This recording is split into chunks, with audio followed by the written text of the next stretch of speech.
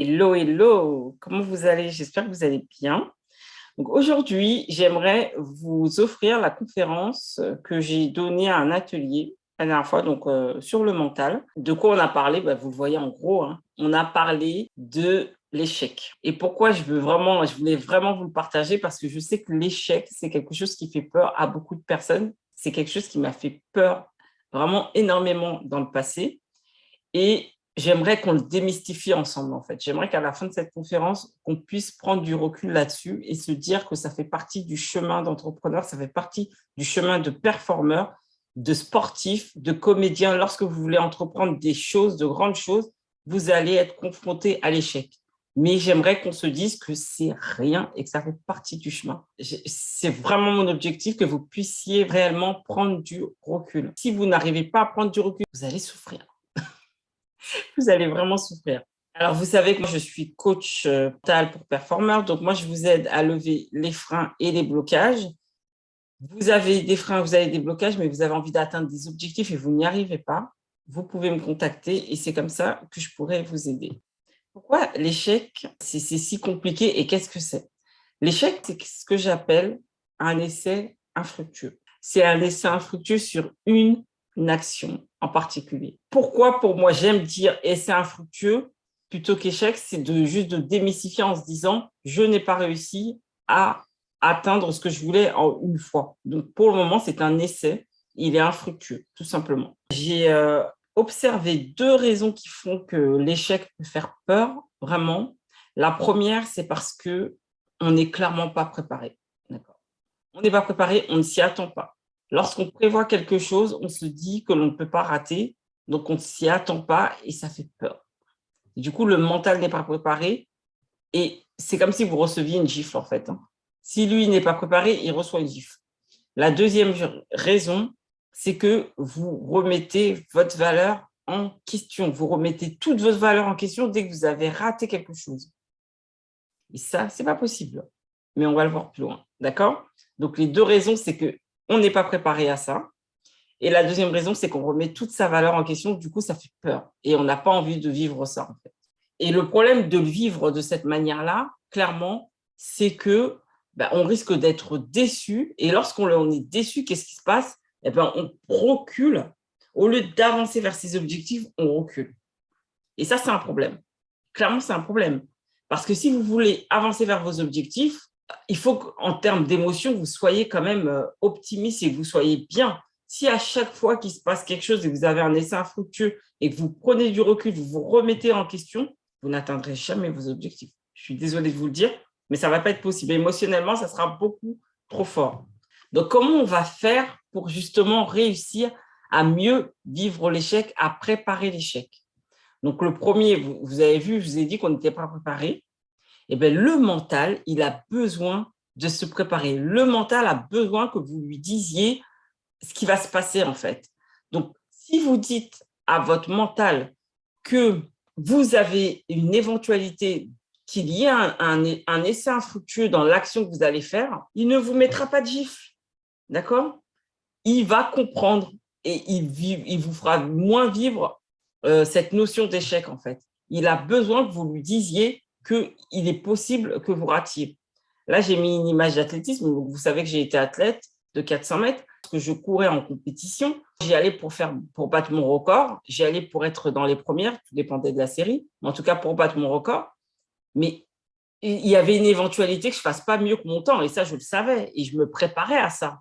Si je ne me préparais pas à ça à chaque fois, ça aurait été une grosse déception. Et à chaque fois, la course d'après aurait été encore plus difficile d'y aller. Donc, moi, j'y vais pour gagner. Moi, j'y vais pour réussir. J'y vais vraiment pour battre mon record. Je me suis préparée pour ça, mais j'ai une éventualité de ne pas réussir comme je le voudrais. D'accord? Et ça, je dois le mettre en compte. Et ce n'est pas être un loser de penser comme ça, ce n'est pas être défaitiste de penser comme ça. C'est juste de dire que ça fait partie du plan et que peut-être que cette fois-ci, ça ne sera peut-être pas le cas. C'est juste d'apaiser le mental pour que lui, il puisse justement vous aider à aller chercher ce que vous voulez aller chercher. Moi, je veux aller chercher la course. Vous voulez aller chercher une audition, vous lui dites, t'inquiète pas, si tu rates, il ne va rien se passer en fait. C'est comme si vous avez un enfant et si à chaque fois que vous lui dites « tu dois absolument réussir, avoir des bonnes notes, tu dois absolument avoir des bonnes notes », tu n'as pas le droit d'avoir des bonnes notes. En tout cas, vous lui faites comprendre que ce n'est pas possible. Croyez-moi, il ne va pas vous ramener que des bonnes notes, hein, parce qu'il va sentir la pression. Plus on a de la pression et moins on performe. Moins vous avez de pression, plus vous performez parce que vous savez que le terrain est neutre, il est vaste. Vous êtes tranquille, il n'y a pas de…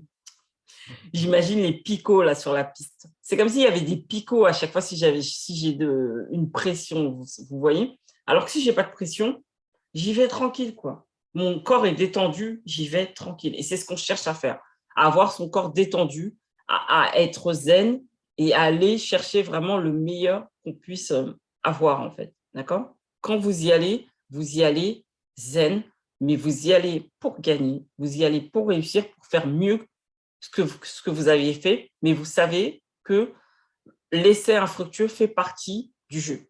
Et vous préparez votre mental à ça, vraiment pour qu'il puisse vous foutre la paix. Sinon, croyez-moi, il va se venger, hein. Si jamais il voit que vous n'y arrivez pas, tout de suite, c'est comme s'il allait vous mettre des coups durs. Donc, attention à ça, vraiment. Le deuxième conseil, ça va être de ne pas remettre toute sa valeur en question.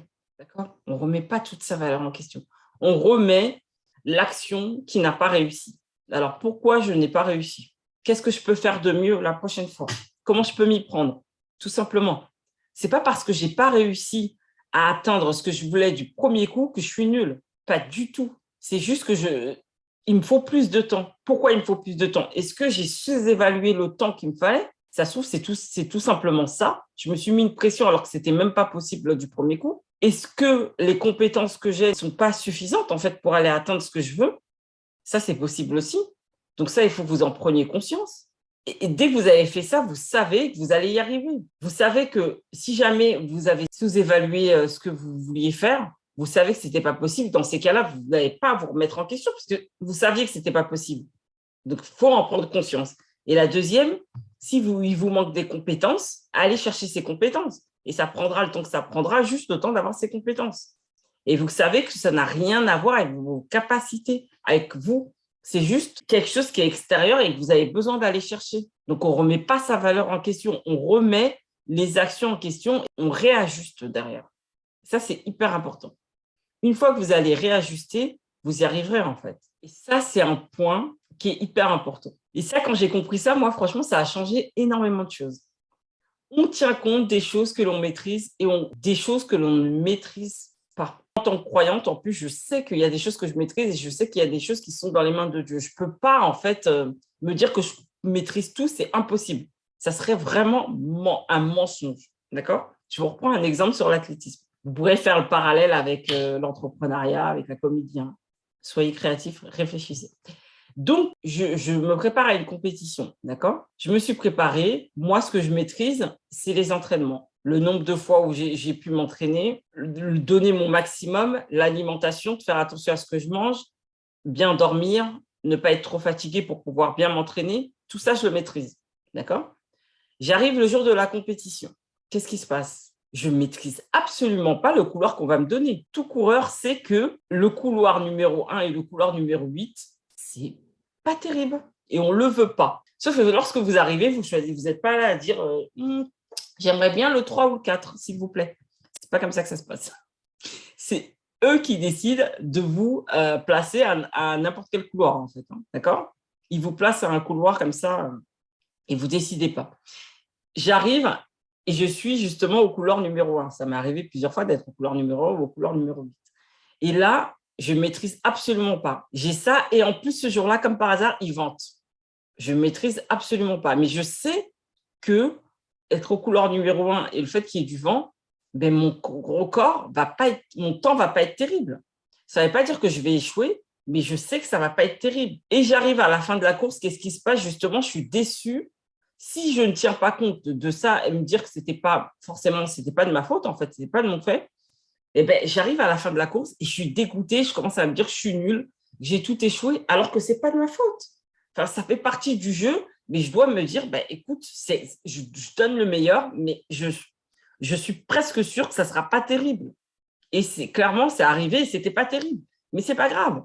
Moi, ce que je maîtrise, comme je vous ai dit, c'est l'entraînement, c'est l'alimentation, c'est tout ça. Mais le couloir et le vent, le temps qu'il va faire, je ne maîtrise pas. Et c'est pas grave. Mais je dois en tenir compte et donner le meilleur de moi-même et me dire que bah, ça sera peut-être pas terrible, mais ça sera pas de ma faute. Donc, ça fait partie du jeu. Vous pouvez pas vous dire à chaque fois, je pouvais pas me dire que c'est juste l'entraînement qui va compter. Non, c'est un facteur extérieur. Et ce sont aussi des facteurs extérieurs. Et je dois en tenir compte. Et là, franchement, ça m'a aidé quand je me suis dit justement, mais tu maîtrises pas ça, donc arrête de te prendre la tête et fais ce que tu as à faire et ça sera mieux la prochaine fois. Et il y aura peut-être moins de vent, tu ne seras pas dans le couloir numéro 1 ou 8 et voilà. Et c'est arrivé clairement et j'ai mieux performé.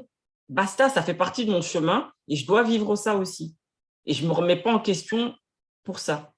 Pareil, hein, si vous allez un jour à une conférence et que vous êtes devant des étudiants, les personnes ne font pas forcément attention à ce que vous dites. Parlez, vous avez l'impression de parler un peu dans le vent. Bah, écoutez, faites de votre mieux. Vous ne maîtrisez pas forcément les personnes qui sont en face de vous. Enfin, vous voyez? Donc, on donne de son mieux, on fait ce qu'on a à faire et on ne se remet pas en question pour tout, en fait. Ça, c'est pas bon. C'est un essai infructueux, mais c'est pas grave, ça fait partie du chemin. La prochaine fois, on essaie de voir comment on peut mieux faire et donner de son mieux encore, toujours. Maintenant qu'on a fait ça, qu'est-ce qu'on va faire? Bien sûr, on va réajuster les actions. Vous n'allez jamais repartir après un échec sans avoir fait une pause. On va penser à autre chose. On va faire totalement autre chose. Faites quelque chose qui vous fait du bien, en fait. Et on fait une pause. La pause, ça peut être une demi-journée, ça peut être une journée, ça peut être une semaine. Ça dépend de vous, en fait. Vous prenez le temps qu'il vous faut, dont vous avez besoin. Et derrière, on va réajuster. Parce que si derrière, à chaque fois, vous vous dites, moi, je suis quelqu'un de persévérant, je suis un warrior, j'ai aucun problème, et je repars, je refais la même chose, et je repars, je refais la même chose, et je repars, non, stop là. Là, vous allez vous auto-saboter et vous allez rater. Hein. Quoi qu'il arrive, vous allez de nouveau échouer parce que vous ne réajustez jamais vos actions. Il faut réajuster les actions derrière. On ne refait pas 20 fois la même chose. Pourquoi j'ai eu un essai infructueux? Qu'est-ce que je peux faire de différent? Comment je peux le faire? Et là, on analyse et on voit que effectivement, là, j'étais peut-être pas assez préparée. Bah là, je peux peut-être le faire de cette manière-là. Si la deuxième fois, j'ai un essai infructueux, OK. Donc, la première fois, je l'ai fait de telle manière. La deuxième fois, j'ai fait de telle manière. Ça n'a pas fonctionné. Donc, la troisième fois, je peux aller là-dessus. Vous savez, c'est comme une route. Hein. Vous n'avez pas de carte. Et vous dites, voilà, je vais y aller. Donc, je sais que là, je me suis trompée en passant par la route à gauche. Donc, la prochaine fois, je barre la route à gauche. Je ne peux pas y aller. Donc, c'est tout droit, je réessaie. Donc, là, je me suis trompée. Donc, je rate la route tout droit. À chaque fois, vous éliminez et vous savez que vous avancez. Et c'est pour ça que moi aussi, je trouve que ce n'est pas un échec parce que ce sont des essais infructueux, tout simplement parce que vous savez comment vous allez faire différemment. Vous n'allez pas refaire la même chose et vous allez vraiment pouvoir avancer. Et ça ne sera plus du tout comme la première fois. Vous êtes beaucoup plus fort, vous avez appris des choses et vous avez appris des choses aussi sur vous et sur votre comportement, sur votre manière d'agir. Et ça, c'est puissant. Si vous savez justement réajuster, vous remettre en question par rapport à ça. Qu'est-ce que je dois éliminer et ne pas refaire? Et pourquoi je ne dois pas le refaire? Posez-vous vraiment ces questions-là. Après cette petite conférence, moi, j'ai un exercice pour vous et je vais vraiment vous demander de le faire hein, si vous voulez vraiment que ça vous aide. Quel est l'échec que vous redoutez le plus dans les objectifs que vous voulez aller atteindre? Et à votre avis, quels sont les avantages justement à échouer?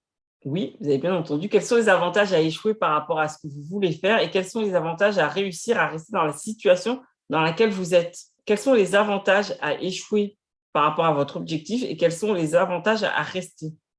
Parce qu'en faisant ça, vous allez vous rendre compte que finalement, ce n'est pas si pire que ça, comme diraient les Canadiens. Ce n'est pas si pire et qu'il y a toujours des solutions en fait. Il y a vraiment toujours des solutions. Quand je fais ça en séance, je vais aller confronter le conscient et l'inconscient et on va se parler.